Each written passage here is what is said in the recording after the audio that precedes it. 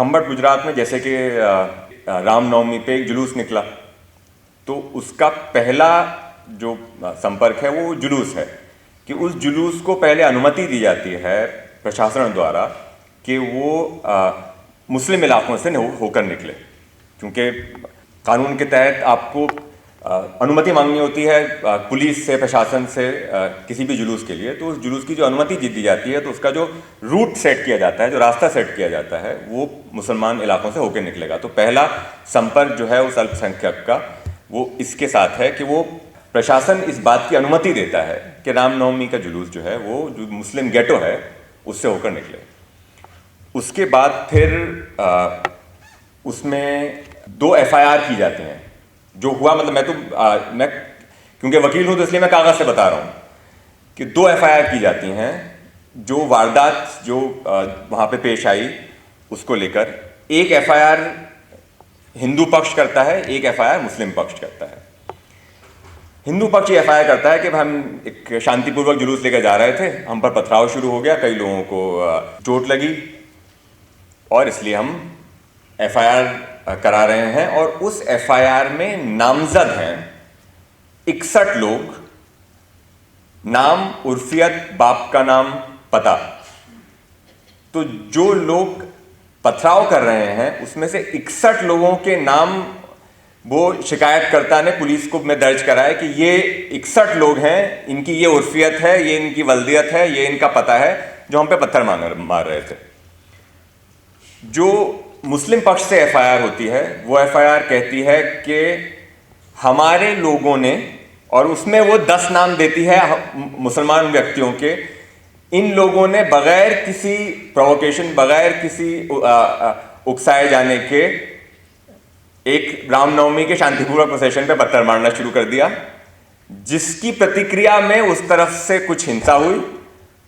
तो उन हिंसाकर्ता जो कि अज्ञात है उनके खिलाफ हम शिकायत करने आए हैं। तो आप ये सोचिए कि जो 2 पक्षों से जो लोग शिकायत करने जा रहे हैं उनका जो कथन है उसमें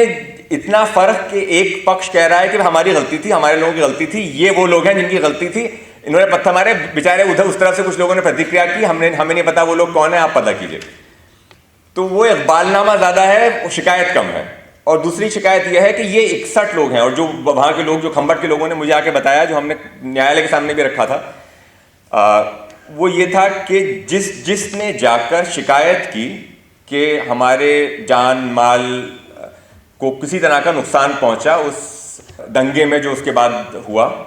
उन्होंने कहा कि हाँ आइए, बैठिए, बताइए आपका क्या नाम है, आपकी क्या वल्दियत है, क्या पता है, क्या नुकसान हुआ आपको, ठीक है हम कार्रवाई करेंगे। और वो सारे नाम उसके बाद फिर उस FIR में नामजद हो जाते हैं जो पथराव के लिए है। तो ये पुलिस में जब आप शिकायत करने जाते हैं, वो उस अल्पसंख्यक का न्याय व्यवस्था, कानून व्यवस्था के साथ संपर्क का दूसरा अनुभव है। तीसरा अनुभव उसका है जब प्रशासन, और प्रशासन ही नहीं बल्कि मंत्री और कई ऐसे लोग जिनको हम न्याय और राज्य का एक तरह से सिंबल, चिन्ह मानते हैं, वो लोग लोकमंच से कहते हैं कि जिन लोगों ने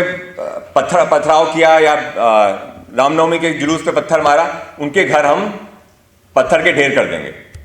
ये मध्य प्रदेश के मुख्यमंत्री ने ऐसा कहा था, ये न्यूज़ रिपोर्ट्स हमने न्यायालय के सामने भी लगाई थी। और ये सब मामले मैं ये भी कहूँगा कि न्यायालय के सामने लंबित हैं। तो मैं अपना कथन अपने पक्ष का कथन बता रहा हूँ उसमें। तो उसके बाद फिर वो लोग जिनके नाम अब उस FIR में आ गए, वो नामजद हो गए, फिर उनके घर, मकान, दुकान का डिमोलिशन होता है। तो वो जो बुलडोजर राज, बुलडोजर बाबा, बुलडोजर मामा, बुलडोजर चाचा, ये करके जो मुख्यमंत्री जो है वो प्रसिद्ध हो गए हैं, तो वो लोकमंच से कहते हैं कि जो लोग औरंगजेब के मानने वाले हैं उनको हम बुलडोजर से सजा देंगे। तो ये फिर अगला जो अनुभव उस अल्पसंख्यक का है कानून व्यवस्था, न्याय व्यवस्था के साथ, वो तब है जब बुलडोजर आता है और कहता है कि तुम्हारा घर, तुम्हारा मकान जो है वो अनऑथराइज्ड है, उसमें कोई प्लान नहीं पास हुआ और इसका हमने तुमको 10 दिन पहले नोटिस तुम्हारे दरवाजे पे चिपका के तुम्हें इत्तला दे दी थी, और अब उस कार्यवाही के तहत हम आए हैं आज और फौरन डिमोलिश किया जाता है। तो ये उसका तीसरा अनुभव है न्याय व्यवस्था के साथ। तो मंगलवार को उच्चतम न्यायालय जो है वो कुछ गाइडलाइंस पास करने के लिए एक तारीख है कि बुलडोजर राज को प्रिवेंट करने के लिए क्या गाइडलाइंस हो सकती हैं, क्या कोर्ट क्या क्या डायरेक्शन दे सकता है। लेकिन उसमें एक सबसे बड़ी चुनौती जो है न्यायालय के सामने वो ये है कि भारत में एक बहुत बड़ा जो मकानों का, दुकानों का, हमारे आवासों का जो एक बहुत बड़ी परसेंटेज है वो गैर कानूनी है। तो चुनौती ये है कि आप ये आइडेंटिफाई कीजिए कि जो एक्शन हुआ बुलडोजर का वो गैर कानूनी कंस्ट्रक्शन के खिलाफ ही नहीं था, बल्कि ये भी दिखाइए कि और आसपास जो गैर कानूनी कंस्ट्रक्शंस थे उनको छोड़कर इसको टारगेट किया गया और इस टारगेटिंग का ये बैकग्राउंड है। तो वो एक चुनौती है, क्योंकि ज़्यादा से ज़्यादा हम ये कर सकते हैं अभी न्यायालय के सामने कि हम ये ऑर्डर पास करा दें कि भाई 10 दिन पहले आपको प्रकाशन से, अखबार में इश्तिहार से आपको इत्तला दी जाएगी कि डिमोलिशन होना है। लेकिन उसके अलावा अनऑथराइज्ड और ऑथराइज्ड जो कंस्ट्रक्शंस और जो उसकी परसेंटेज है वो एक प्रॉब्लम है कि discriminate, again marginalisation and discrimination, कि आपको जो सिंगल आउट किया जाता है फॉर दिस एक्शन वो कैसे प्रिवेंट किया जाए। तो वो देखिए कि क्या गाइडलाइंस आती हैं। तो ये उसका अब चौथा अनुभव है न्याय प्रक्रिया के साथ कि उत्तर प्रदेश में, हरियाणा में, गुजरात में, जहाँ तक मेरा इल्म है और भी राज्यों में हो सकता हो, अब एक अधिनियम पारित किए गए हैं जो लोक और निजी संपत्ति हानि वसूली अधिनियम के नाम से, public property and private property, damage to public and private property recovery of damages act करके जो कानून आए हैं। तो उनके अंतर्गत एक कमेटी बनाई जाएगी और वो लोग जो उन एफआईआर्स में नामजद हैं और जो अभियुक्त हैं, जो मुल्जिम हैं किसी भी तरह की सामाजिक हिंसा के, जिसमें किसी भी लोक संपत्ति या निजी संपत्ति को हानि पहुंचती है, उस हानि का खामियाजा जो है, जो उसका कॉम्पनसेशन है, जो उसका उसके जो डैमेजेस हैं वो उनसे वसूल किया जा सकता है। तो अब वो व्यक्ति जो गया था शिकायतकर्ता के तौर पे, वो उसकी एफआईआर होती है ये कहते हुए कि वो अभियुक्त है। उसकी एफआईआर में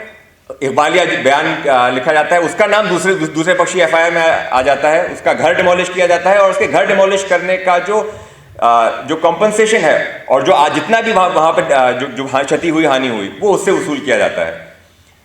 तो उसी तरह हम मॉब लिंचिंग में भी देखते हैं कि जो लिंच हुआ, जो विक्टिम है, उसकी एफआईआर के बजाय, और ये भी एक मामला जो उच्चतम न्यायालय में लंबित है, कि उसकी एफआईआर के बजाय एफआईआर की जाती है गौ संरक्षण अधिनियम के तहत कि ये स्मगलिंग कर रहे थे या cow slaughter, illegal cow slaughter कर रहे थे। तो जो अनुभव उस अल्पसंख्यक का कानून व्यवस्था से है वो ये है कि जब भी वो कानून व्यवस्था के संपर्क में आता है तो जिस चीज के लिए वो जाता है वो होने के बजाय किसी न किसी तरह उसको हानि ही होती है। और ये सबसे बड़ा नुकसान है जो हो सकता है कम्युनल हार्मनी के लिए, कि किसी भी संप्रदाय, किसी भी गुट का न्याय व्यवस्था पे से विश्वास उठ जाए, क्योंकि उससे फिर आप अपने आप को न्याय व्यवस्था के बाहर मानने लगते हैं, क्योंकि आपको न्याय व्यवस्था से न्याय नहीं मिलेगा तो आपको फिर न्याय के दूसरे रास्ते तलाश करने पड़ते हैं। वो सबसे ज्यादा इस वक्त जो चिंता का विषय है वो ये है, चाहे वो मॉब लिंचिंग हो, चाहे वो बुलडोजर राज हो, बट इन सब में के राज्य प्रशासन और वो लोग जो शासक की स्थिति में हैं, वो जब राजधर्म का पालन ना करें तो उससे अल्पसंख्यक व्यक्तियों का न्याय व्यवस्था से विश्वास उठ जाने का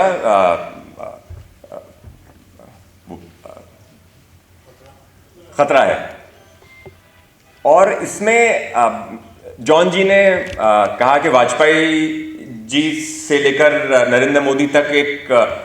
वो एक ही कड़ी है। तो उसमें मुझे याद है अटल बिहारी वाजपेयी भूतपूर्व प्रधानमंत्री ने तत्कालीन गुजरात के मुख्यमंत्री से कहा था 2002 में कि राजधर्म का पालन करो, क्योंकि शासक के लिए प्रजा प्रजा में अंतर नहीं हो सकता, न जन्म के आधार पर, न जाति के आधार पर, न सांप्रदाय के आधार पर। तो ये दरअसल जो आज ज़रूरत है वो ये है कि ये मुख्यमंत्री और प्रधानमंत्री इस भारतीय जनता पार्टी के और किसी भी पार्टी के जो कहीं भी पावर में हैं, वो ये ख्याल रखें कि आप किसी भी पॉलिटिक्स से, किसी भी राजनीति से, सांप्रदायिक या आप पावर में, सत्ता में आ जाते हैं, लेकिन सत्ता में आने के बाद एक शासक के तौर पे आपकी जो जिम्मेदारी है, आपका जो दायित्व है, उसको ना भूलें, अपने राजधर्म को ना भूलें।